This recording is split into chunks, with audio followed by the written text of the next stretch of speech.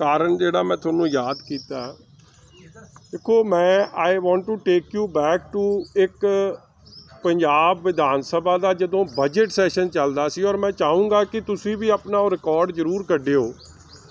पंजाब दे खजाना मंत्री ने ये गल कही सी कि पंजाब दे वित्ती हालात बहुत बेहतर हो गए आ, साडा we are back on track. और हरियाणे नालों उन्होंने ये गल स्पष्ट कही सी कि हरियाणे नालों साडी स्थिति बहुत बेहतर हो गई। सो अज मैं पंजाब सरकार नूं, खजाना मंत्री जी नूं ये याद कराउणा चाहुंदा कि जे थोड़े हालात जिवें तुसी कहे सी विधान सभा दे बजट इजलास च, बजट सैशन च, कि हरियाणे नालों थोड़े हालात बहुत चंगे हो गए and the finances were back on track. मैं बेनती करदा कि जे हरियाणे ने अपने फ्रंट लाइन दे जेड़े सेवादार ने, चाहे वो सफाई कर्मचारी है, चाहे वो डॉक्टर है, चाहे वो नर्स है, चाहे वो ब्लड टेस्टिंग वाले ने, चाहे वो एंबूलेंस दे लोग ने, चाहे अज जेड़े मंडी च काम कर रहे ने, चाहे जेड़े पुलिस दे मुलाजम ने, फिर तुसी उन्हां दी तनख्वाहां दुगनी क्यों नहीं कर रहे? क्यों ये शिकायत आ रही ने?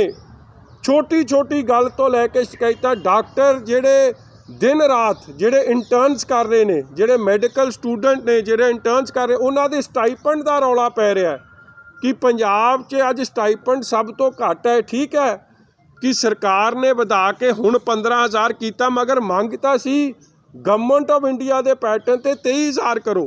जेड़े अज सब तो अगे हो के लड़ाई लड़ रहे हो मैडिकल इंटर्नस, उन्हां नाल पक्षपाती रवैया क्यों? अज समा इनकरेज करन दा, अज समा डिस्करेज करन दा नहीं है। मगर अफसोस की गल है कि सरकार नूं ये गल नहीं समझ आ रही। ज्ञान सागर तो जेड़े स्टूडेंट्स इन्हां ने लैके आए मैडिकल कॉलेज थले, उन्हां दी इंटर्नस नूं 1 रुपया नहीं। जदों आपदी छोटे छोटे बच्चे 22-23 साल की उम्र च जिंदगी ते खेड के पंजाब दे लई सेवा निभा रहे हैं, देश लई सेवा निभा रहे हैं, ते पक्षपात क्यों? फिर तीजी गल, मैडिकल कॉलेज च अज सब तो वड्डी लोड जिहड़ी अज तो 30 दिन पहला भी वही गल सी, अज 30 दिन बाद भी आपां उत्थे ही खलोते हैं कि जिहड़ी PPE किट्स, पर्सनल प्रोटैक्टिव इक्विपमेंट, वो क्यों नहीं मुहैया कराई जा रही? जे कराई जा रही है तो यह जी क्वालिटी दी जिहड़ी डॉक्टर्स ने पाउण तो मना करता है, ਉਹਦੇ वास्ते अज तक क्यों नहीं किसी के खिलाफ कार्रवाई? वो पैसे कित्थे गए? खुरत-पुरत क्यों होए? गलत ऑर्डर किहने दिता? जिहड़ी कंपनी रैकगनाइज नहीं सी उहनूं ऑर्डर किवें चले गया? और यही कारण बन रहा है कि अज देखो ये थोड़े वास्ते, मेरे वास्ते, सब वास्ते बड़ा चिंता का विषय बन रहा है कि पंजाब च ते हरियाणा, फिर मैं बार बार अज हरियाणे नाल ही कंपैरिजन कर रहा क्योंकि सरकार भी ने यह कंपैरिजन शुरू किया सी आपदे वित्ती हालातां नूं लैके। हरियाणे च ते पंजाब च बराबर केस ने, उत्थे भी 300 के नेड़े तेड़े, इत्थे 330 है, उत्थे 320 यह जी कुछ केस है, मगर उत्थे death only 1% mortality rate, death rate.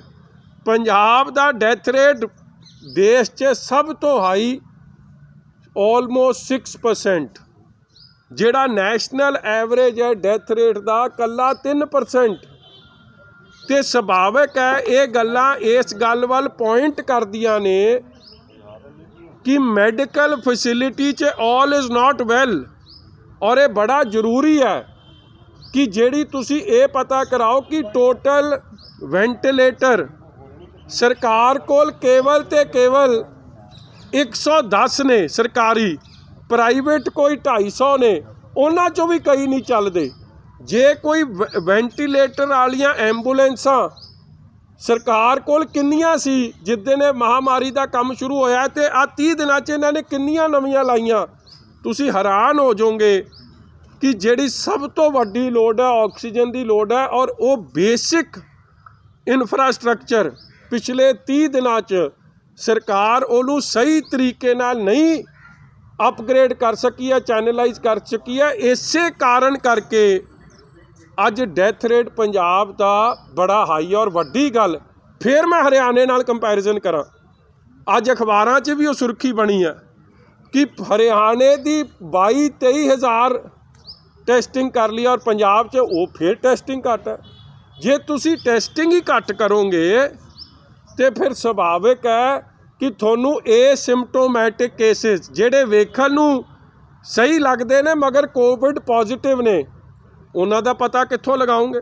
और हौली हौली जिवें जलंधर 'च स्थिति आउट ऑफ हैंड हो गई है, कई ਜ਼ਿਲ੍ਹਿਆਂ 'ਚ स्थिति आउट ऑफ हैंड हो सकती है। कहण दा भाव कि सरकार सुत्ती पई है, जो उन्हां दी जिम्मेवारी बनती है नहीं बन रही।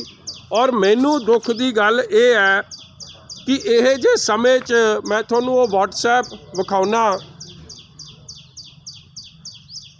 मुलाजमां नू इनकरेज तां की करना सी। मैं ये गल पता करा रहा, तुसी हैरान होंगे सुन के कि पहला तो प्रोफैशनल टैक्स लाया, हर मुलाजम कोलों प्रोफैशनल कोलों 2400 रुपये कट्टने शुरू किए। हुण मैनू पता लग्या कि 750 रुपया कोविड फंड के नाँ ते इन्हां ने मुलाजम दा कट्टना शुरू किया। मेरे कोल एक WhatsApp आया जिहड़ा मैं तुहाडे नाल शेयर कर देना, तुहानूं भेज भी दूँगा। बेसिक पे अगले दी है जी 11,500, सारा कुछ जोड़ के उहदी ग्रॉस पे बनती है 46,933। अगे डिडक्शनस CM कोविड रिलीफ फंड 750 रुपया।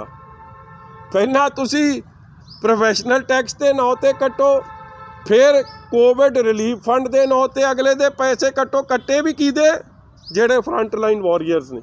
ये पुलिस मुलाजम नाल जो मेरे को आया, फिर उहदा CPF NPS इंपलॉई कॉन्ट्रीब्यूशन के नाँ ते कट रहा। चलो तो पहले आहो ही डिवेलपमेंट टैक्स जिहड़ा पहला लाया सी वो कट रहा, मगर नवा ही जिहड़ी गल है CM कोविड रिलीफ फंड कि मुलाजमां दी हौसला अफजाई किहड़ी होनी सी ये तुहाडे सामने। और जिहड़ी दुख की गल है, तुसी किसे कोविड दे पेशेंट नूं जाके पुछो कि की तुहाडे परिवारां दा कोई ध्यान हो रहा।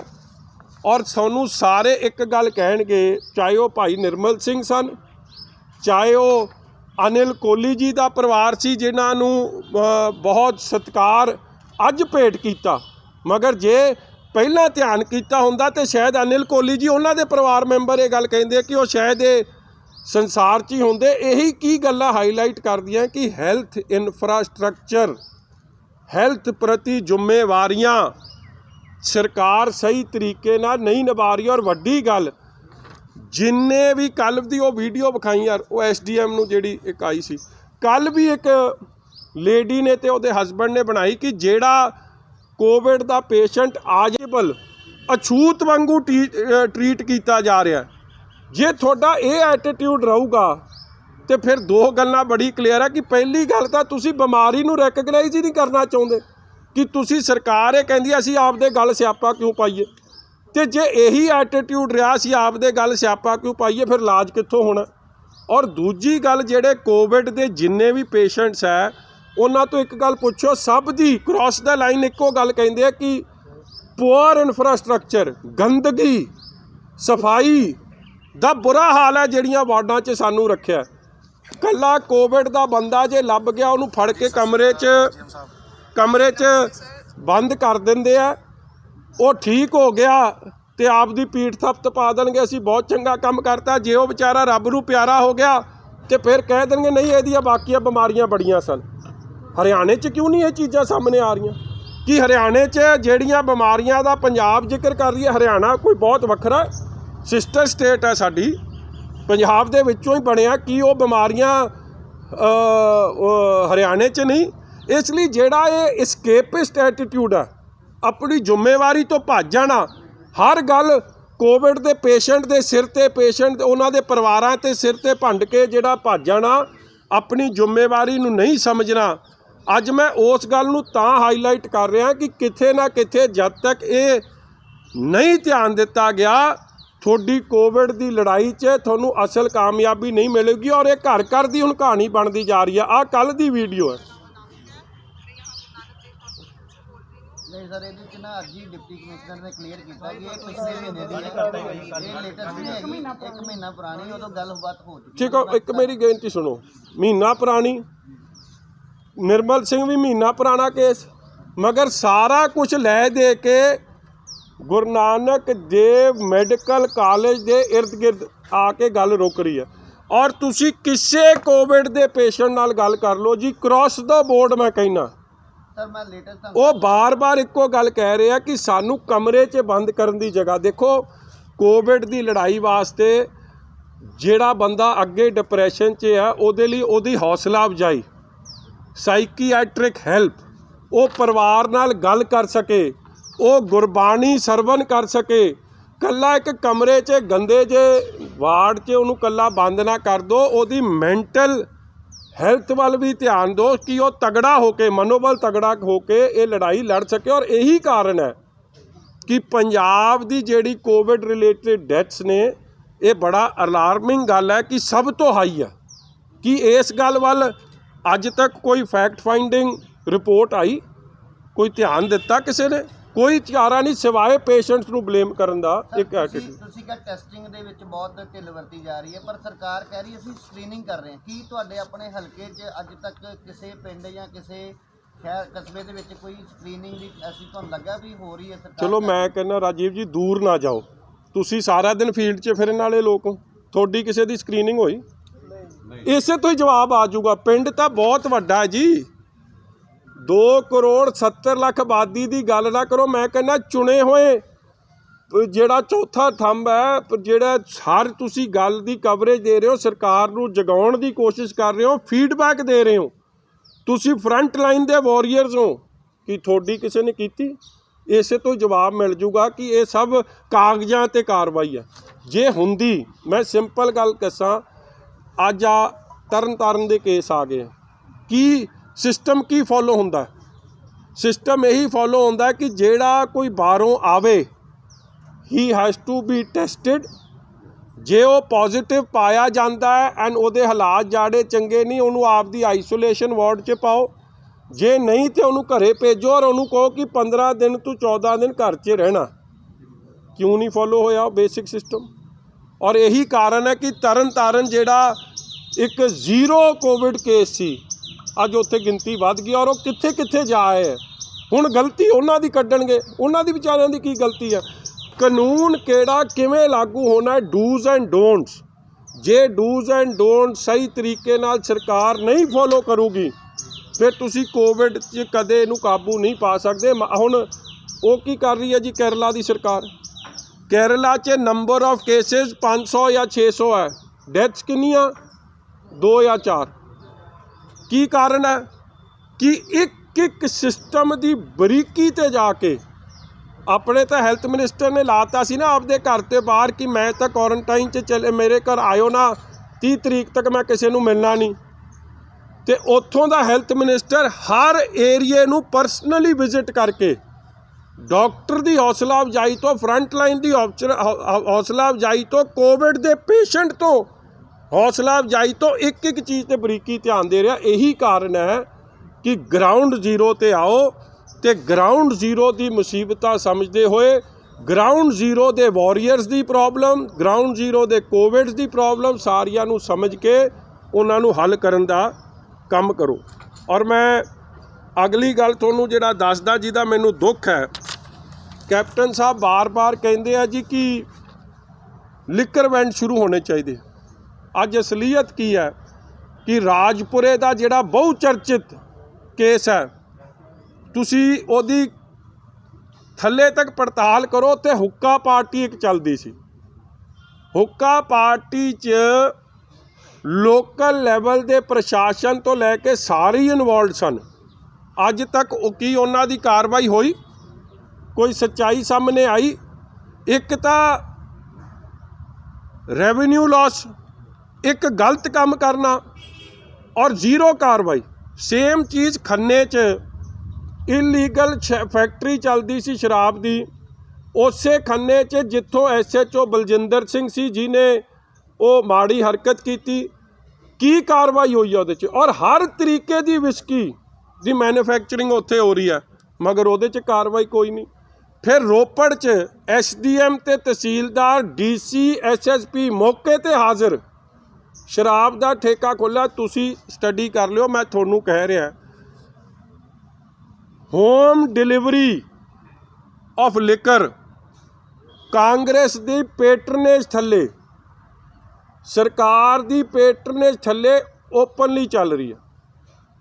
और दुख इस गल का कि यह जे काम नूं तां पेटरनेज देण नूं बहुत हुशियार, मगर हैल्थ सर्विसिज वाल ध्यान देण च सरकार किथे ना किथे लड़खड़ाउंदी लग रही है। और आ तुहाडे सारिਆਂ ਦੇ ਕੰਮ आया ध्यान च। देखो एक पासे तो सारे आपां कहने महामारी के खिलाफ लड़िए, आ जिहड़े भगवान परशुराम जयंती सी उस दिन आ सैमसम मसीह रिंकू गुमटाला जिहड़े सैकटरी ने कांग्रेस दे, हर कांग्रेसी लीडर नाल MP गुमटाला साहब औजला साहब दे पिंड दे ने, उन्हां नाल फोटो, फिर वेरका जी नाल फोटो, फिर अपना आ फोटोआं सारियां, ते फिर अगला आ सारियां फोटो कित्थे सोनिया गांधी, कित्थे राहुल गांधी, एक ही काम कर रहे सी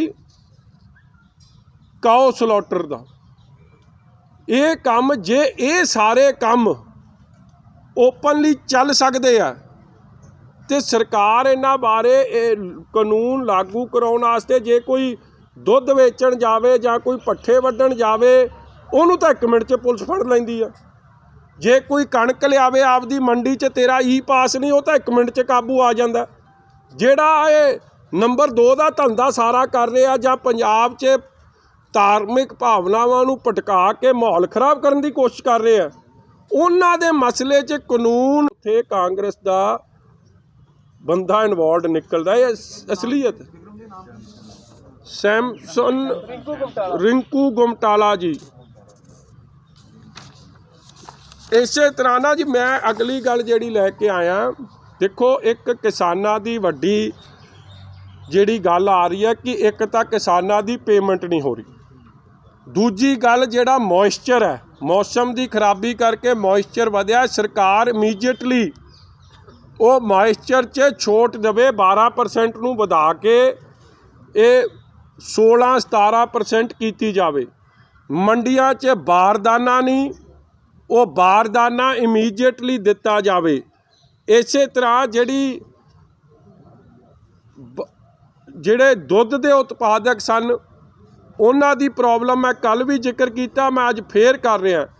डेयरी फार्म वाले चाहे वो होर वख-वख किते नाल संबंधित सन, पोल्ट्री फार्म वाले, उन्हां दा सब दा नुकसान है। और मैं अगली गल करा, झोने की बजाई जिहड़ी सरकार की शर्त है कि 15 जून हटाउणी चाहिए, क्योंकि ऐदकी लेबर नहीं मिल रही।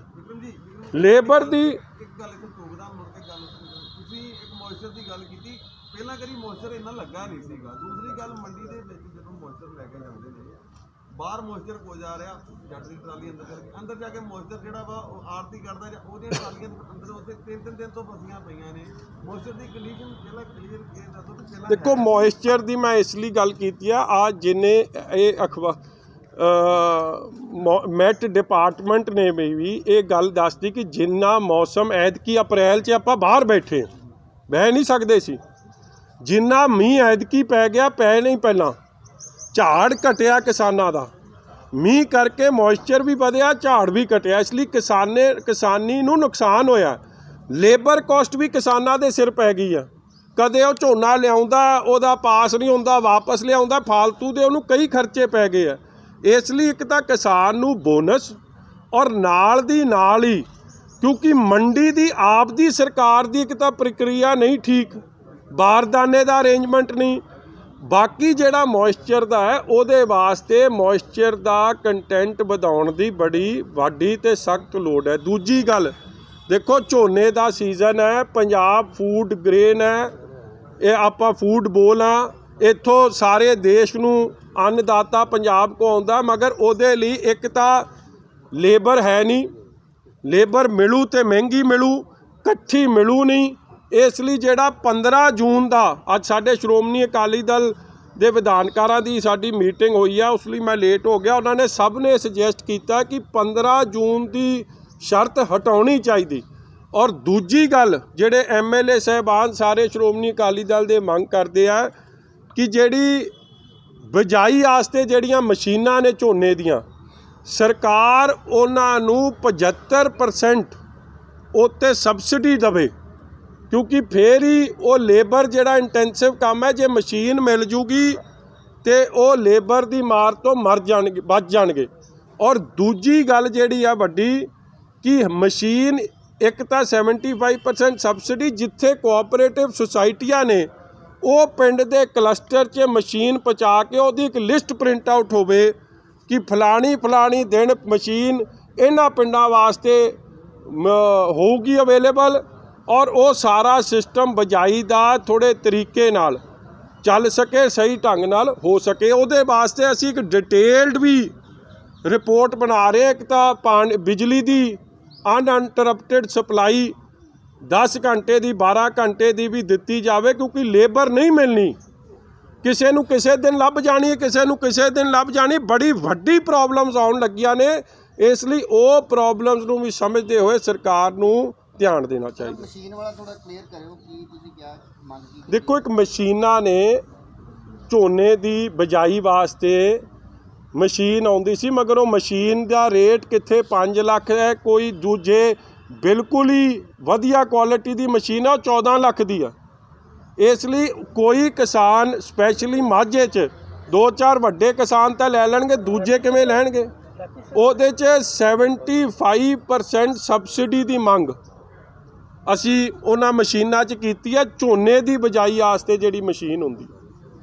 ਜਿਹੜੇ ਸ਼ਰਧਾਲੂ ਆਏ ਸੀਗੇ ਹਾਂਜੀ ਲੱਗਦਾ ਨਹੀਂ ਸੀ ਕਿ ਉਹਨਾਂ ਦੀ ਟੈਸਟਿੰਗ ਉੱਥੇ ਕਰ ਲੈਣੀ ਚਾਹੀਦੀ, ਕਿਉਂਕਿ ਅੱਜ ਕੱਲ੍ਹ ਤੇ ਰੈਪਿਡ ਟੈਸਟ ਹੁੰਦੇ ਨੇ, ਟਰੈਵਲ ਕਰਕੇ ਲਿਆਂਦਾ ਉਹ ਡਰਾਈਵਰ ਵੀ ਜਿਹੜਾ ਉਹ ਵੀ ਇਨਫੈਕਟਡ ਆਇਆ, ਉਸ ਤੋਂ ਬਾਅਦ ਲਗਾਤਾਰ ਹੋਰ ਨਹੀਂ, ਉਹ ਡਰਾਈਵਰ ਨੇ ਤਾਂ ਆਪਦੀ ਵੀਡੀਓ ਚੜਾਈ ਆ ਕਿ ਮੈਨੂੰ ਤਾਂ ਐਵੇਂ ਬਦਨਾਮ ਕਰੀ ਜਾਂਦੇ, ਮੇਰਾ ਤਾਂ ਕੋਈ ਟੈਸਟ ਹੀ ਨਹੀਂ ਹੋਇਆ। ਉਹੀ ਗੱਲ ਆ ਗਈ ਨਾ, ਟੈਸਟ ਹੀ ਨਹੀਂ ਹੋ ਰਿਹਾ ਤਾਂ ਤੁਹਾਨੂੰ ਕਿਵੇਂ ਪਤਾ? ਦੂਜੀ ਗੱਲ ਦੇਖੋ, ਮੈਂ ਇਹ ਪਹਿਲੇ ਦਿਨ ਵੀ ਗੱਲ ਕਹੀ ਸੀ ਕਿ ਮਹਾਰਾਸ਼ਟਰ 'ਚ ਕਾਂਗਰਸ ਦੀ ਸਹਿਯੋਗੀ ਸਰਕਾਰ ਹੈ, ਔਰ ਸ਼ਾਇਦ ਹੈਲਥ ਮਿਨਿਸਟਰ ਹੈ ਵੀ ਕਾਂਗਰਸ ਦੀ ਪਾਰਟੀ ਨਾਲ ਸੰਬੰਧਿਤ ਉੱਥੇ।